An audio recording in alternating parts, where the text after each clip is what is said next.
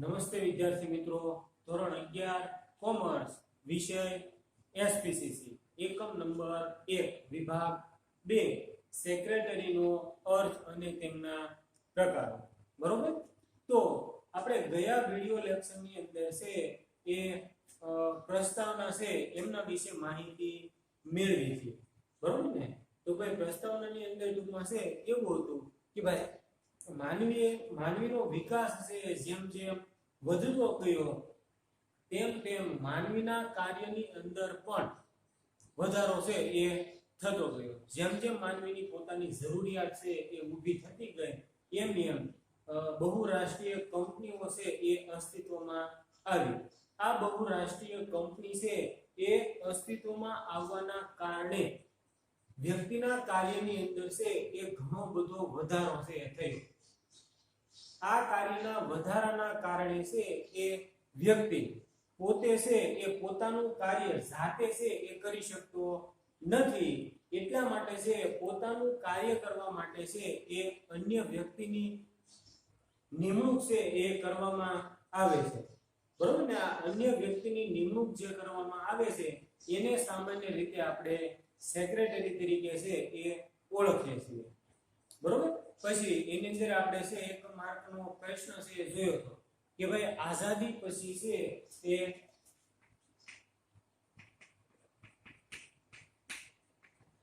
આઝાદી પછી ભારતની અંદર છે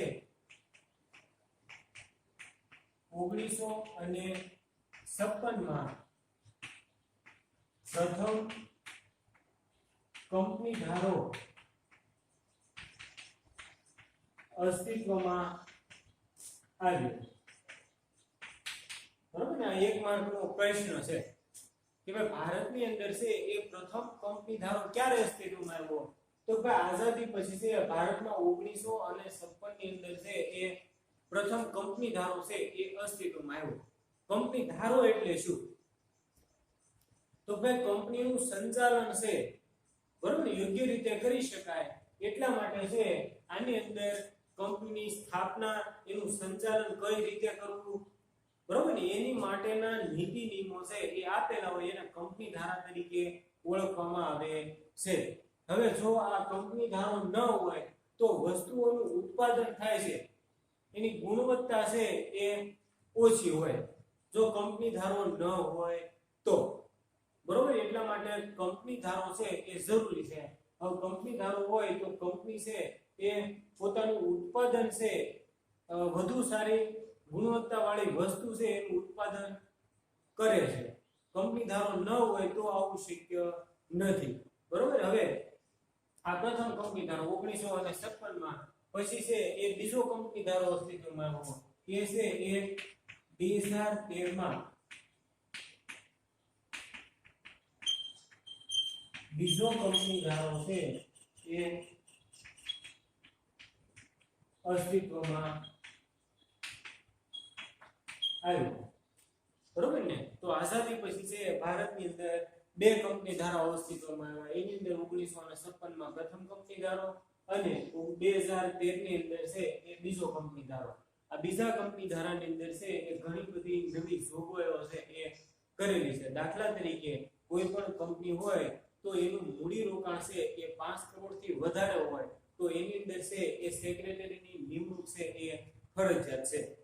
કોઈ પણ કંપની હોય તો એનું મૂડી રોકાણ છે એ 100 કરોડથી વધારે હોય તો એની અંદર છે એક સ્ત્રી ડિરેક્ટર છે એ હોવા જોઈએ.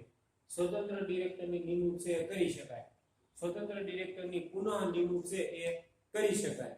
આ ઘણી બધી જોગવાઈઓ છે એ ફેરફારો સાથે 2013 ના કંપની ધારાઓમાં છે એ સમાવેશ કરવામાં આવ્યો. બરોબર? તો કોઈ પણ કંપનીની સ્થાપના કરવી હોય તો પ્રથમ તો છે એ કંપની ધારાના જે નીતિ નિયમો છે એ નીતિ નિયમોને આધીન રહી પછી છે એ કંપનીની સ્થાપના છે એ કરી શકાય છે. તો કંપની ધારો છે આ માટે ઉપયોગી છે. બરોબર? હવે પછી છે આપણે પછીનો મુદ્દો જોવાનો છે કે ભાઈ સેક્રેટરીનો અર્થ અને તેમના પ્રકારો.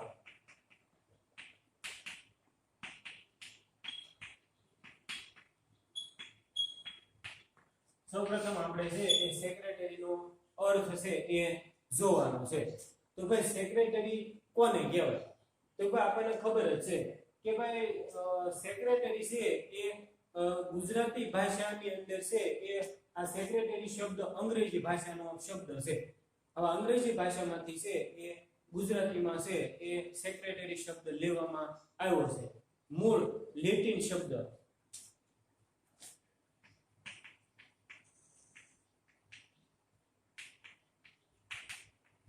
સેક્રેટરીયસ, આ સેક્રેટરીયસ માંથી છે એ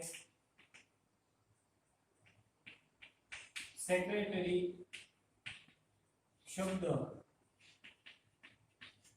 ઉતરી આવ્યો છે. બરોબર ને? મૂળ લેટિન શબ્દ સેક્રેટરીયસ એમાંથી છે એ અંગ્રેજીમાં સેક્રેટરી શબ્દ લેવામાં આવ્યો અને આ અંગ્રેજી ભાષામાંથી છે આપણે ગુજરાતીમાં પણ સેક્રેટરી શબ્દનો છે એ ઉપયોગ કરીએ છીએ.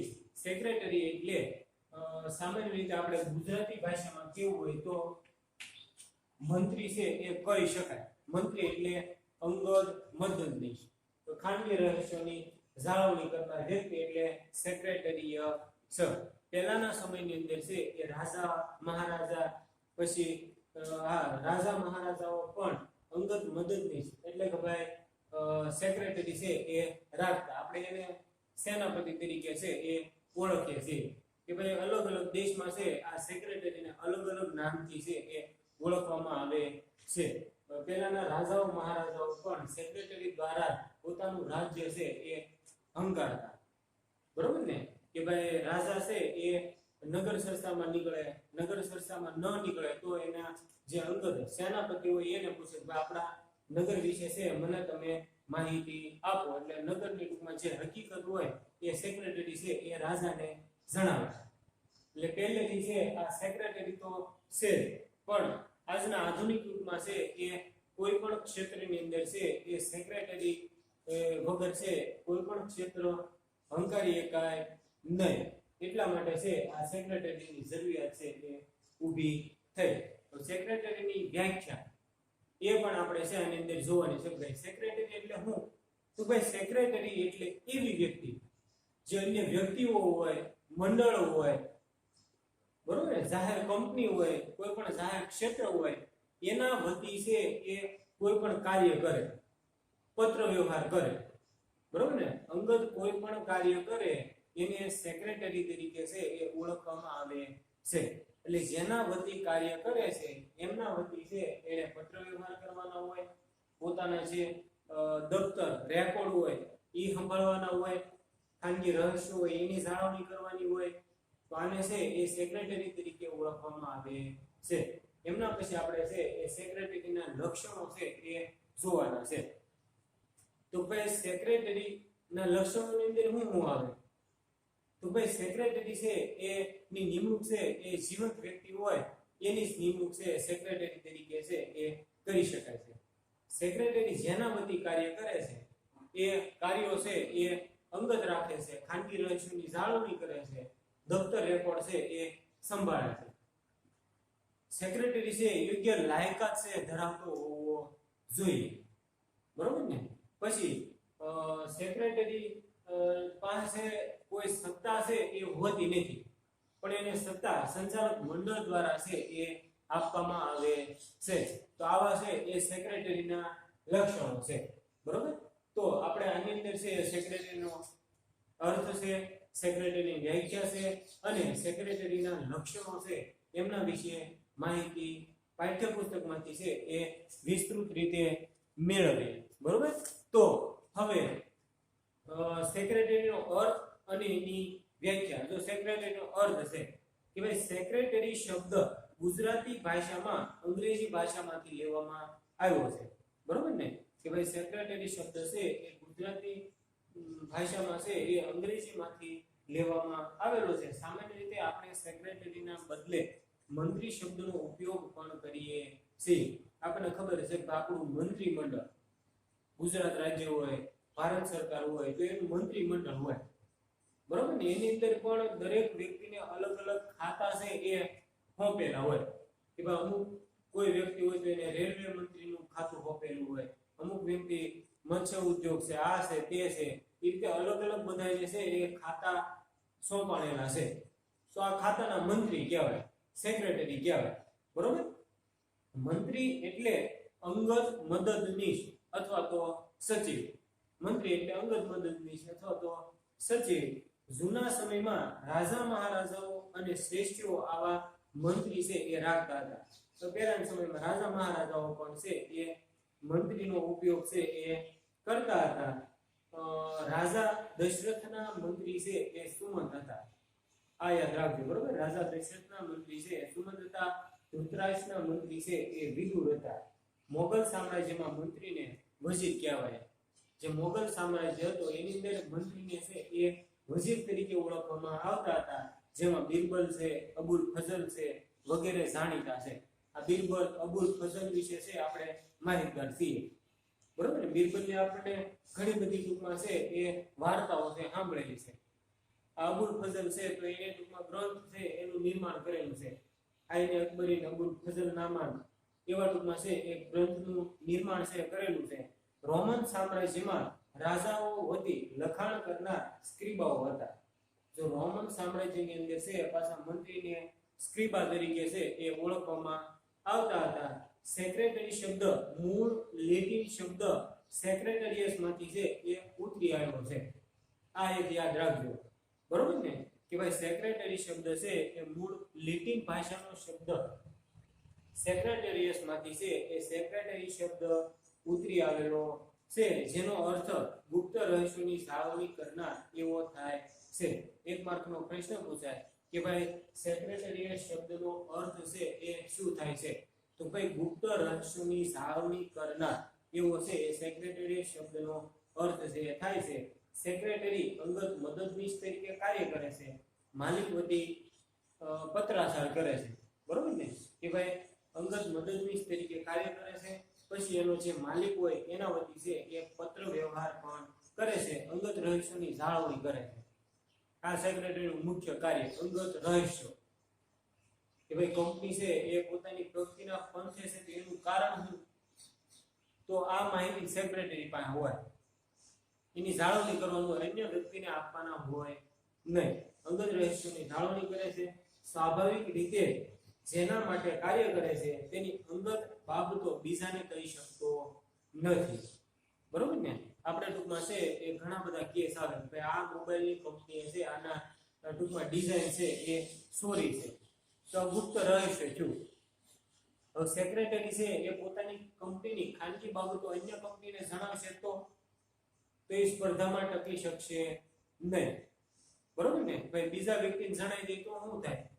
તો ભાઈ એની વસ્તુ છે એની જેવું ગુણવત્તા વાળું ઉત્પાદન છે અન્ય કંપની કરશે, એટલે આ કંપનીની શાખા છે ઘટશે, નફો છે ઓછો મળશે. બરોબર ને? એટલા માટે છે એ અંગત બાબતો છે અન્ય વ્યક્તિને જણાવી શકે નહીં. આ સેક્રેટરીનું મુખ્ય કાર્ય.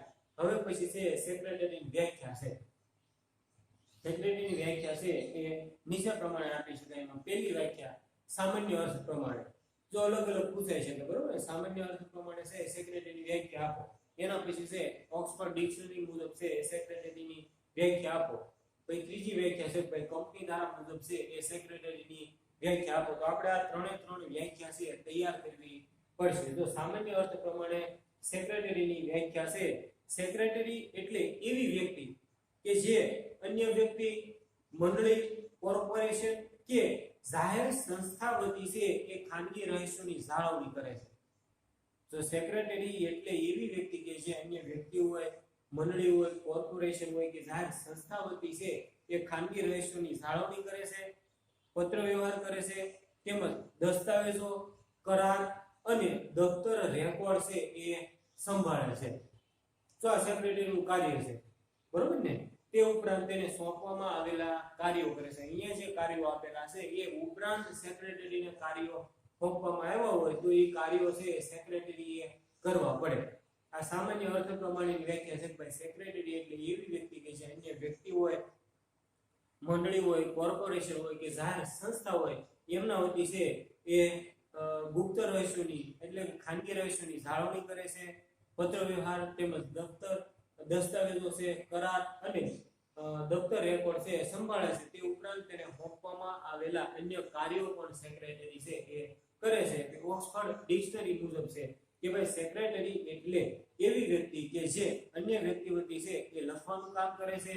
મહત્વ છે અન્ય વ્યક્તિઓ હોય, મંડળી હોય, કોર્પોરેશન કે જાહેર સંસ્થાઓ સાથે છે એ પત્ર વ્યવહાર કરવા, માહિતી રાખવી કે વિવિધ પ્રકારના ધંધાકીય વ્યવહારો કરવા માટે તેમની નિમણૂક છે કરવામાં આવે છે. તો સેક્રેટરી નિમણૂક છે આ માટે કરવામાં આવે છે. પછી કંપની ધારા મુજબ સેક્રેટરી વ્યાખ્યા કે ભાઈ કાયદેસરની લાયકાત ધરાવનાર વ્યક્તિ કે જે કાયદા મુજબ વહીવટી ફરજો અને અન્ય મંત્રીય ફરજો બજાવવા માટે છે એ નિમવામાં આવેલ હોય છે.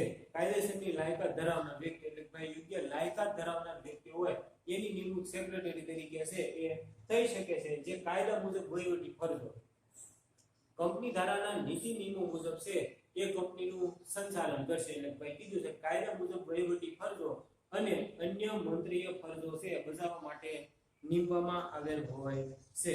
બરોબર, આ ત્રણે ત્રણ છે એ સેક્રેટરીની વ્યાખ્યા છે.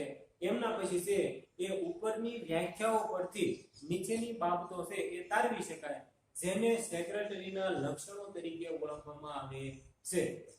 હવે આ જે ત્રણે ત્રણ વ્યાખ્યા આપેલી છે એ વ્યાખ્યા તમને આવડતી હશે તો સેક્રેટરીના લક્ષણો છે એ તમને આપોઆપ છે આવડી જાય. આ સેક્રેટરીની વ્યાખ્યા છે એ 2 માર્ક અથવા તો 1 માર્કની અંદર પૂછાઈ શકે છે. એમના પછી એના જે લક્ષણો આપેલા છે એ 3 માર્કની અંદર પૂછાય છે. બરોબર ને ભાઈ, સેક્રેટરીના લક્ષણો આપો એટલે જો તમે આ વ્યાખ્યા તૈયાર કરી નાખો તો એના પછીનો જે 3 માર્કનો પ્રશ્ન છે તમને આપોઆપ છે એ આવડી જશે. બરોબર, હવે છે એ સેક્રેટરીના લક્ષણો છે કે ભાઈ સેક્રેટરી છે એ યોગ્ય લાયકાત ધરાવતો હોવો જોઈએ. એના માટે જે લાયકાત હોય એ લાયકાત છે સેક્રેટરી પાસે હોવી જોઈએ. બરોબર, એના પછી છે જેના વતી કાર્ય કરે છે તેની અંદર બાબતો અને રહસ્યો જાણે છે અને તેને ગુપ્ત રાખે છે. ઉપરની વ્યાખ્યાને અંદર આવ્યું બરોબર ને ભાઈ, ગુપ્ત રહસ્યોની જાળવણી કરે છે અને એની હાસવણી પણ કરે છે. આ તો એનું લક્ષણ છે ભાઈ, જેના વતી કાર્ય કરે છે તેની અંદર બાબતો અને રહસ્યો છે જાણે છે અને તેને ગુપ્ત રાખે છે. એના પછી છે તેને જે કાર્ય સોંપવામાં આવે છે તે કાર્ય કરે છે.